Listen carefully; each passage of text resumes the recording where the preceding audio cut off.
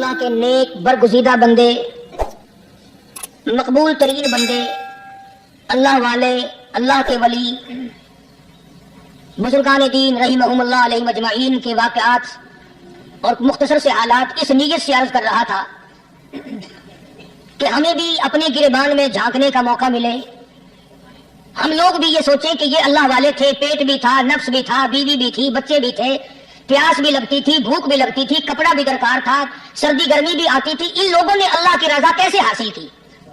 سبحان اللہ۔ نیت میری کسی کی تردید مقصود نہیں، سمجھانے کے لیے کہتا ہوں جیسے سڑک پہ پیدل آدمی چل رہا ہو اور پاس سے کار گزرتی ہے تو دل میں خیال آتا ہے کہ میرے پاس بھی کار ہوتی۔ ان اللہ کے نیک بندوں کو دیکھ کر میں اور آپ کیوں نہیں سوچتے کہ میں بھی اللہ کا نیک بندہ بن جاتا؟ کوٹھی بنگلہ دیکھ کر، لمبا چوڑا کاروبار، کارخانہ دیکھ کر آدمی کے دل میں آتا ہے یارو یہ کارخانے دار ہے، میں اس کا مزدور ہوں۔ تیرے دل میں یہ بات کیوں نہیں آتی کہ میں نماز بھی نہیں پڑھتا اور فلانا ساری رات سویا ہی نہیں؟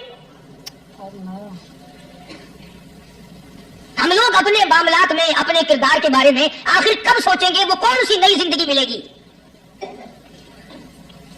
بس ایک دھوکہ لگا ہوا ہے، او جی میں تو گناہگار ہوں میرا کیا، او جی میں تو گناہگار ہوں میرا کیا، یوں کرتا کرتا ہی مر جائے گا، توبہ نہیں کرنی۔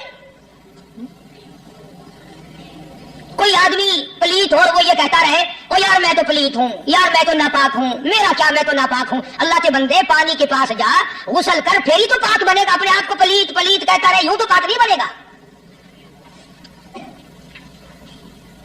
یہ اللہ والے جو ہوتے ہیں آدمی کے اندر کو ٹھیک کرتے ہیں۔ جیسے ڈاکٹر کہتا ہے کہ اگر بلڈ پریشر کے مریض ہو تو نمک نہ کھاؤ، شوگر کے مریض ہو تو میٹھا نہ کھاؤ، باقی کے مریض ہو تو آلو نہ کھاؤ۔ اللہ والا کہتا ہے اگر تمہارے اندر شرک کی بیماری ہے تو خدا کے دروازے کے سوا کہیں نہ جاؤ۔ اللہ والے اندر کا علاج کرتے ہیں، روحانی علاج کرتے ہیں، اس بیماری کا علاج کرتے ہیں جو قبر میں کام آئے گی۔ جب اللہ والوں کی مجلس میں بیٹھو گے تو وہ تمہیں یہ بتائیں گے کہ نبی کی سنتوں کے پھول چھوڑ کر بدعت کے کانٹوں کی طرف نہ جاؤ۔ اور ہدایت ہے محمد کریم صلی اللہ علیہ وسلم کی، سبحان اللہ۔ وہ جوان کتنا خوش نصیب ہوگا جو حضور کے ساتھ سواری پہ سوار ہے۔ اللہ اکبر۔ سیدنا معاذ بن جبل رضی اللہ تعالیٰ عنہ کے ساتھ اقدس ہے، جس سواری پہ محمد عربی صلی اللہ تعالی علیہ وسلم سوار ہے، اسی سواری پہ صحابی بھی سوار ہے، آپ کے پیچھے سوار ہے۔ آپ نے 3 مرتبہ ارشاد فرمایا یا معاذ۔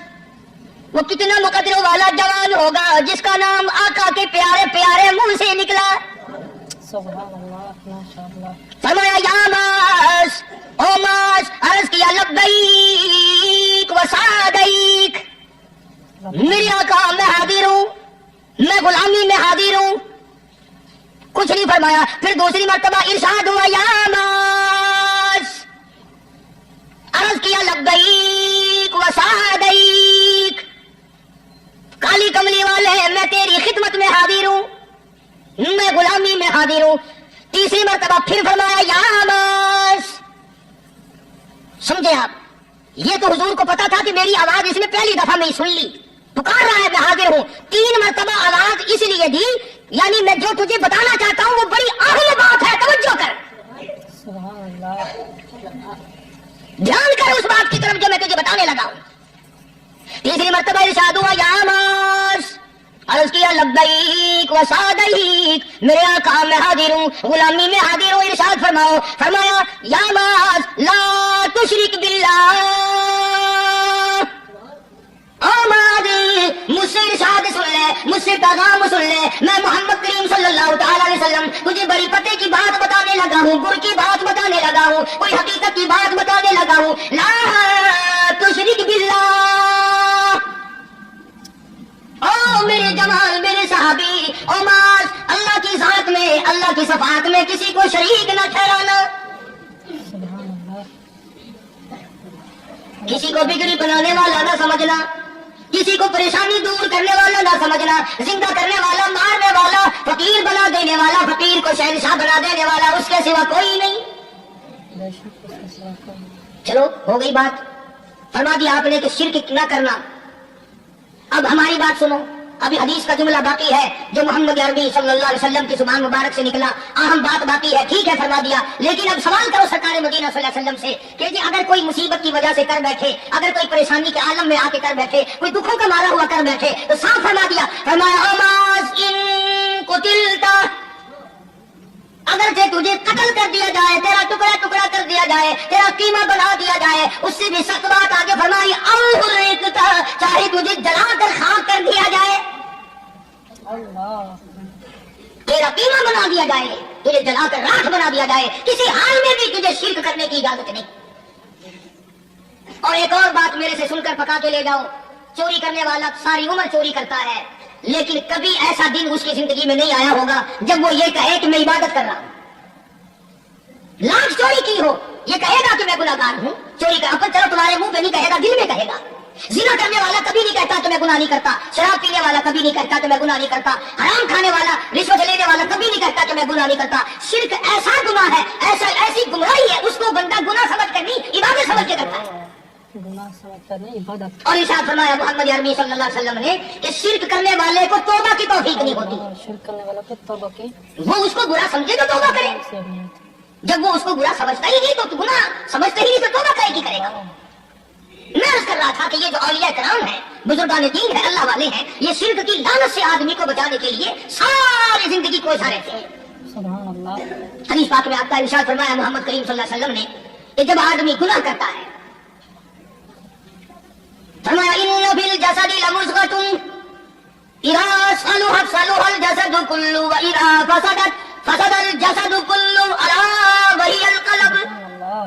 او كما قال النبی صلی اللہ علیہ وسلم، ارشاد فرمایا آدمی کے بدن میں ایک گوشت کا ٹکڑا ایسا ہے کہ جب وہ ٹھیک ہو جائے تو سارا بدن ٹھیک ہو جاتا ہے، جب وہ بگڑ جائے تو سارے بدن کا نظام بگڑ جاتا ہے۔ الا وہی القلب، سرکار مدینہ صلی اللہ علیہ وسلم نے فرمایا وہ دل ہے۔ دل آدمی کا سمجھ جائے تو سارا کچھ سمجھ گیا، دل بگڑ گیا تو سب کچھ بگڑ گیا۔ ریاکاری دل سے پیدا ہوتی ہے، تکبر دیکھنے میں نہیں آتا، دل میں پیدا ہوتا ہے، فخر دل میں پیدا ہوتا ہے، عجب اور خودبینی دل میں پیدا ہوتی ہے۔ تو آقا مدنی صلی اللہ علیہ وسلم نے فرمایا کہ آدمی کا دل جو ہے وہ سفید ہوتا ہے، بالکل سفید ہوتا ہے۔ جب بندہ گناہ کرتا ہے تو ایک چھوٹا سا سیاہ کالا نقطہ اس کے دل پہ لگ جاتا ہے، دل سفید ہوتا پھر دوسرا گناہ کرتا ہے، پھر دوسرا نقطہ لگ جاتا ہے، پھر تیسرا گناہ کرتا ہے، پھر تیسرا نقطہ دل پہ لگ جاتا ہے، حتیٰ کہ اس کا دل سارا کالا ہو جاتا ہے۔ تاکہ اس کا سارا دل اور جب سارا دل کالا ہو جاتا ہے تو اس کے دل کے اندر پھر حق سمجھنے کی گنجائش نہیں رہتی، گنجائش نہیں رہتی۔ پھر وہ اتنا بگڑتا ہے کہ خلاف شرع کام کو وہ عبادت کہتا ہے، پھر وہ ڈھول دھماکے کو عبادت کہتا ہے، پھر وہ چمٹا کھڑکانے کو عبادت کہتا ہے، پھر وہ نشہ کرنے کو عبادت کہتا ہے، پھر وہ نماز نہ پڑھنے کو عبادت کہتا ہے، پھر وہ قرآن کے قریب نہ آنے کو عبادت کہتا ہے۔ حالانکہ بزرگوں کا یہ طریقہ کار نہیں۔ شاہی توکل شاہ صاحب سبقت رحمۃ اللہ علیہ، امبالے شہر میں مزار ہے، حضرت کے واقعات میں لکھا ہے کہ جب کوئی عالم، جب کوئی قاری، جب کوئی بزرگ قرآن پڑھتا یا کچھ بیان کرتا، اگر قرآن پڑھتا پڑھتا غلطی کرتا، آگے بات سمجھ لو کہ شاہی شاہ صاحب جو تھے ان پڑھ تھے، عالم نہ تھے، پڑھے ہوئے نہیں تھے، لیکن اگر کوئی قرآن کی آیت غلط پڑھتا تو شاہی شاہ صاحب جو تھے وہ کہتے کہ تو نے غلطی کی ہے، اور اگر کوئی حضور کریم صلی اللہ علیہ وسلم کی حدیث سے بات پڑھتا اس میں تو غلطی کر دیتا تو شاہ صاحب فرماتے کہ تو نے غلطی کی ہے۔ تو ایک دن مولویوں نے، عالموں نے، قاریوں نے مشورہ کر لیا اور کہنے لگے آؤ شاہ صاحب سے پوچھیں گے کہ ان کو یہ پڑھے ہوئے تو ہے نہیں، ان کو پتہ کیسے چلتا ہے، آیت غلط پڑھی گئی، حدیث پاک غلط پڑھی گئی، ان کو پتہ کیسے چلتا ہے۔ تو اللہ والے کی خدمت میں پہنچے اور جا کے یہ سوال کر دیا، اللہ والے سے یہ سوال کر دیا، آپ سب سبحان اللہ کہو تو میں آگے جواب بتاؤں۔ اللہ اکبر، اللہ اکبر، کیا شان ہے اللہ والوں کی۔ فرمایا تم نہیں جانتے جب کوئی قاری قرآن صحیح پڑھتا ہے، عالم حدیث پاک صحیح بیان کرتا ہے، میں دیکھتا ہوں میری آنکھوں کو نظر آتا ہے اس کے سر سے لے کر آسمان تک نوری فرشتوں کی قطار بن جاتی ہے، اور جب وہ غلطی کرتا ہے تو وہ قطار ساری رخصت ہو جاتی ہے، وہ قطار ساری چھٹی کر جاتی ہے، میں سمجھ جاتا ہوں کہ کوئی غلطی ہوئی ہے۔ یہ ہے اللہ والوں کی باتیں جو ہم لوگوں کے کام آنے والی ہیں، جو ہمارے سوچ و بچار کی ہیں، جو ہمارے کرنے کی ہیں، کہ کتنے دن ان حضرات کو فاتح کرنے پڑے، مصیبت جھیلنی پڑی، پریشانی اٹھانی پڑی تو پرواہ ہی نہیں کرتے تھے۔ مخلوق سے سوال کرنا ان बुरी बात थी। बल्कि नफ़ातुल यमन एक अरबी कोर्स की किताब है, दर्स में पढ़ाई जाती है अरबी मदरसों में। हमने उस जब सबक पढ़ते थे तो एक वाक़या पढ़ा था कि किसी पहाड़ की गार में एक अल्लाह वाला रहता था और अल्लाह अल्लाह करता था हर वक्त। अल्लाह की तरफ से खाना आ जाता था और वो खा लिया करता था। तो खुदा इम्तिहान भी करता है, आजमाइश भी करता है। दुआ किया करो अल्लाह हमारी आजमाइश ना फरमाए, हम लोग आजमाइश के काबिल कहाँ हैं। तो अल्लाह पाक ने जब उस अल्लाह वाले की आजमाइश फरमाई तो 3 दिन तक खाना ना आया, 3 रोज तक खाना नहीं आया। जब नहीं आया तो भूख ने सताया, और जब भूख ने सताया तो परेशानी हुई, और जब परेशानी हुई तो दिल में ख्याल आया कि अब मेरे लिए सवाल करना जायज हो गया, तो मैं बिल्कुल भूख ने तंग कर दिया मुझे। तो पहाड़ से नीचे उतरे और जाकर के एक मकान पे सवाल कर दिया, और सवाल ये किया कि अल्लाह नाम पे मुझे खाना चाहिए। उन घर वालों ने 3 रोटियां दे दी, उन घर वालों ने 3 रोटियां दे दी, और ये अल्लाह का वली लेके चल दिया। तो जिस घर से 3 रोटियां मिली थी उनके यहाँ एक कुत्ता भी था, वो इस वली के पीछे पीछे लग गया और भौंकार करीब था के काट खाए फाड़ खाए। अल्लाह के वली ने सोचा कि ये तो बड़ा जालिम कुत्ता पीछे लग गया, एक रोटी इसको फेंक दूं, 2 मुझे काफी हो जाएगी, ये पड़ा उसकी हिलने लग जाएगा, वसूल हो जाएगा, मैं निकल जाऊंगा। चलो ये किताब की बात है, हदीस की नहीं। तो नफ़ातुल यमन किताब में वाकया यूं लिखा कि कुत्ता एक रोटी खा के फिर भाग के उस वली को मिल गया और बहुत भौंकार काटने के करीब हुआ। तो फिर अल्लाह के वली ने सोचा कि यार एक ही रोटी काफी हो जाएगी, ये तो फिर जालिम पीछे हो गया। उसने दूसरी रोटी भी उसको फेंक दी। अल्लाह की शान, कुत्ता दूसरी रोटी खा करके फिर वली के पीछे पीछे। उसने सोचा ऐसी रोटियों से तो यूं ही भले, वो तीसरी भी फेंक दी, कुत्ते ने तीसरी भी खा ली। और जब तीसरी रोटी खा के कुत्ता भौंका, अब वली खड़ा होकर गुस्से में आ गया और कहने लगा, और कुत्ते तुझे शर्म नहीं आती? आदमी का लफ्ज़ लगा, मां दी मुलाया और बेगैरत कमीने, तेरे मालिक ने 3 रोटियां दी थी, जिस दरवाजे पे तू रहता 3 खा ली, फिर भी भौंकता है। 3 रोटियां मैंने तुझे दे दी, फिर भी भौंक रहा है। तो यूं लिखा उस किताब में कि अल्लाह पाक ने कुत्ते को भी जुबान दी, और वो ये कहने लगा कि वली साहब जरा ठहरो, खुद फैसला करो, तुम बेगैरत हो या मैं बेगैरत हूं। फैसला जनाब करे, मैं कुत्ता हूं, आप वली हैं, जन्नत के खाने खाए। अरे 3 दिन ना मिला तो आदमी के दरवाजे पे आके माथा घिसाया, झोली फैलाई, भीख मांगी, मुझसे कसम ले लो मैं कुत्ता हूं। कई मरतबा 8 दिन टुकड़ा नहीं मिलता, कसम ले लो इस दरवाजे के सिवा कभी किसी दूसरे दरवाजे पे नहीं गया। तजर्बा कर लो, 3 दिन कुत्ते को टुकड़ा डालो, चौथे दिन तुम हिलाकर तुम्हारे पांव में लेटेगा। सारी उम्र गुजर गई उस मालिक का दिया हुआ खाते हुए पीते हुए, आज भी तुझे उस मालिक का दरवाजा समझ नहीं आया। पानी वो पिलाता है, वल्लदी हुवा युतइमुनी व यस्कीन व इज़ा मरिज़तु फहुवा यशफीन। कितना खिलाता है, कितने आला दर्जे के खाने खिलाता है, तरह तरह के खाने खिलाता है। पाला उसने, संभाला उसने, जिंदगी उसने दी, औलाद उसने दी, खूबसूरत बीवी उसने दी, गराबाद उसने किया। थोड़ी सी परेशानी आ गई, अब जाके कब्र के सामने झुका खड़ा है, उस मालिक से मेरा काम नहीं चला और 4 गज जमीन में पड़ने वाला है, तू मेरी हाजत रवाई कर दे।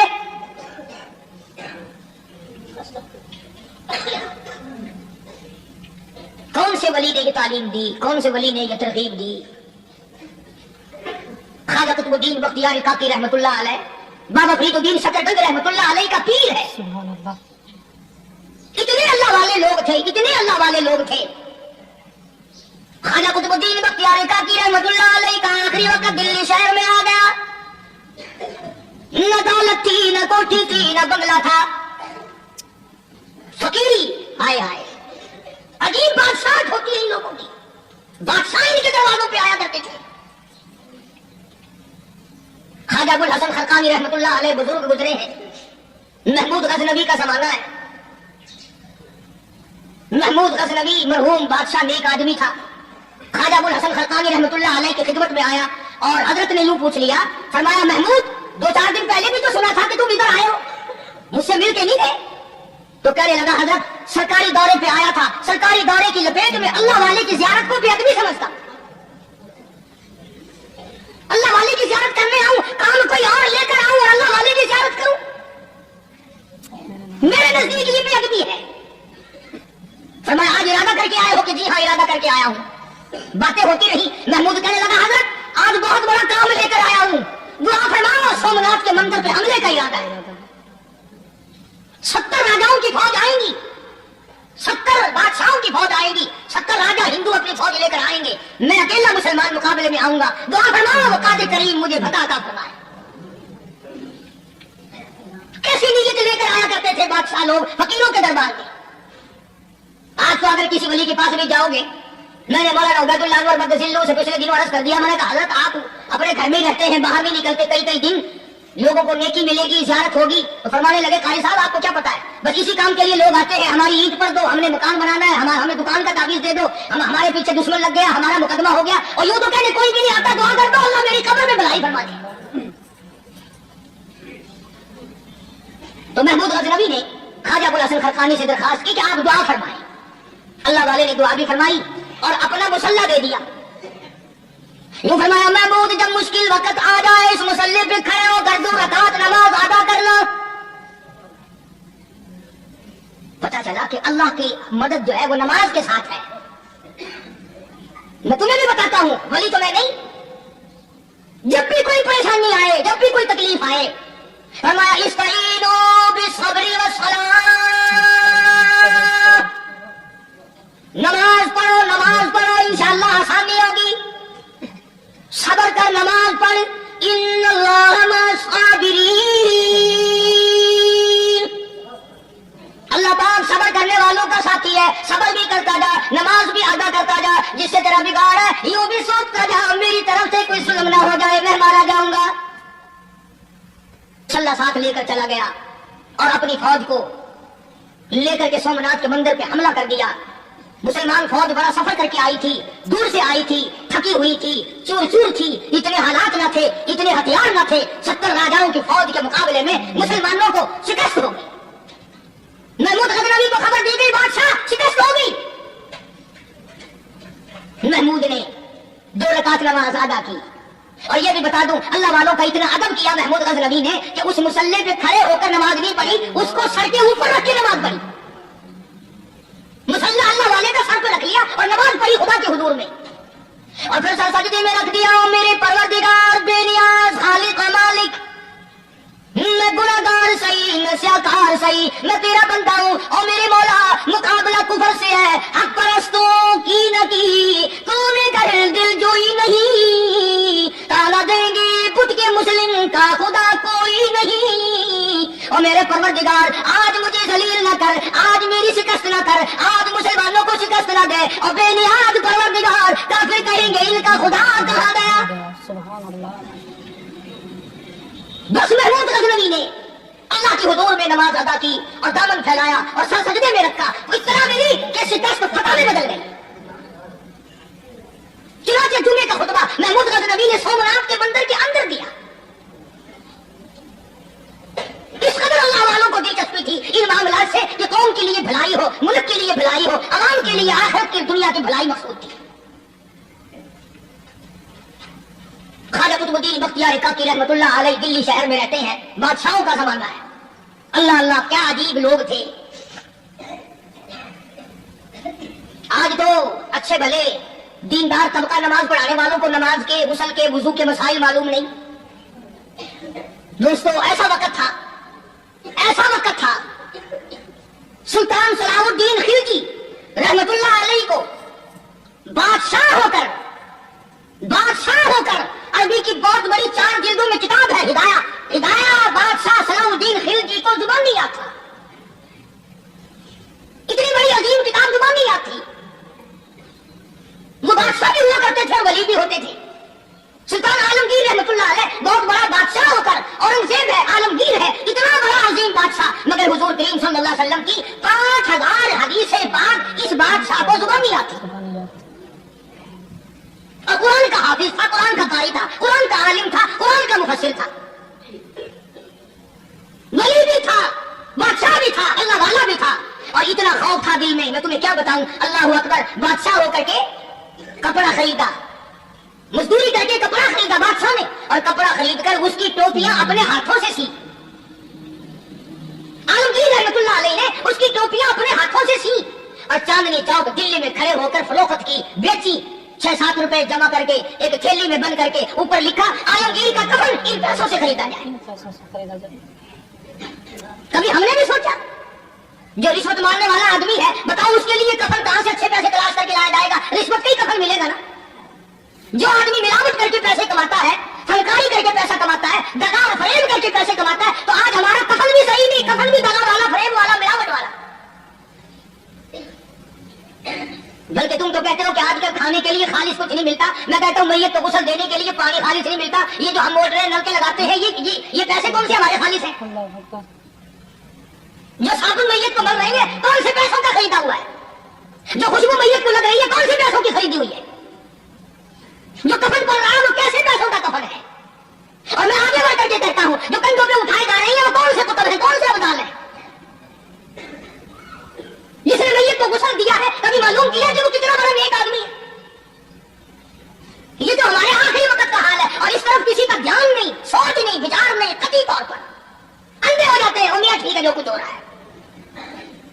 अच्छा एक बात अर्ज करूं, अल्लाह तबारक व तआला के यहाँ जब हम जाएंगे, अगर और सारे मामलात को छोड़ दो, अल्लाह पाक यही पूछ ले कि मियां ये कफन जो पहन के आया ये कैसा है? ये जो कफन पहन के आया ये कैसा? हम क्या जवाब देंगे? बादशाह आलमगीर रहमतुल्लाह अलैह ने थैली पे लिख करके बंद करके रख दिया, जब मेरा इंतकाल हो जाए, मेरी मौत आ जाए, जब मैं दुनिया से रुखसत हो जाऊं, जब मैं दुनिया से चला जाऊं, मेरा आखिरी लिबास जो मेरे साथ लेके जाना है, वो शादी के जोड़े दुनिया तैयार करती है, सफर के जोड़े दुनिया तैयार करती है, गैर मुल्कों में जाने के लिबास दुनिया तैयार करती है, इधर उधर जाने के लिए, तकलीफों में जाने के लिए जोड़े लिबास पोशाक दुनिया तैयार करती है। और मैं कहता हूँ लोगों, कब्र की पोशाक हम कब तैयार करेंगे? तैयार करेंगे। अल्लाह अकबर। आलमगीर रहमतुल्लाह अलैह ने खुद अपने कफन का इंतजाम करके रख दिया। हमारे घरों में तो अगर कफन का जिक्र करो तो घर वाले भी मुंह बनाएंगे, छोड़ो तुमने कफन की बातें बनानी शुरू कर दिया अभी से। अरे कौन अर्ज करूं, कफन भी मुकद्दर वालों को मिलता, कईयों को मिलता ही नहीं। कफन नहीं मिलता, कब्र नहीं मिलती, नमाज जनाजा नहीं मिलती, गुस्ल नसीब नहीं होता। मुकद्दरी सौदे हैं, ना ये दौलत से बात बनती है, और ना ये इख्तिदार से बात बनती है, और ना ये सरमाए से बात बनती है। ये तो तकदीरों के मसले हैं जो मालिक ने अपने हाथ में रखा है। जनाब रसूल करीम सल्लल्लाहु अलैहि वसल्लम के सगे चचा अल्लाह गनी जंगे ओहद है, इमामुल अंबिया महबूब किबरिया हजरत मोहम्मद मुस्तफा सल्लल्लाहु तआला अलैहि वसल्लम को खबर दी गई, आपकी हालत भी जख्मी है, आपका चेहरा अनवर जख्मी हो गया, आपके चेहरे में खोद जो सर पे ओढ़ रखा था उसके हल्के कड़ियां चेहरे अनवर के अंदर चली गई, निकलती नहीं, निकालना चाहते हैं, निकलती नहीं, निकालने की कोशिश करते हैं। अबू बैदा बिन जर्राह रज़ियल्लाहु तआला अन्हु ने दांतों में पकड़ कर वो हल्का जंजीर वाला फेंक लिया।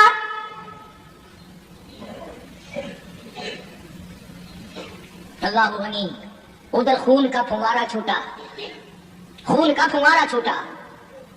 अल्लाह अर्श इलाही से आवाज आई, जिब्रील। पल झपकने के बराबर जिब्रील सारी दुनिया का निजाम तय कर सकता है। तो अल्लाह ने आवाज दी, जिब्रील।